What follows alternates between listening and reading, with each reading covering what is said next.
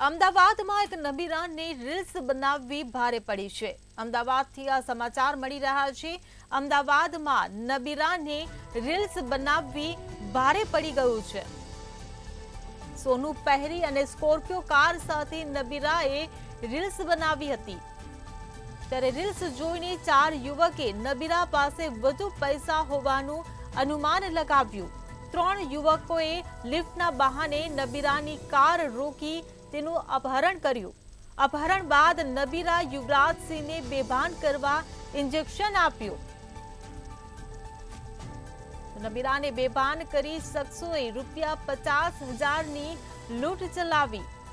ભાનમાં આવ્યા બાદ યુવરાજસિંહે પોલીસ ફરિયાદ કરી।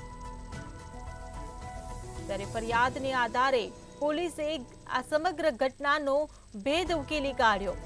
પોલીસે 3 આરોપીની ધરપકડ કરી લીધી છે। તો ભરત ચુડાસમા, વિકાસદીપસિંહ, સુમિત જાટવની ધરપકડ કરવામાં આવી છે।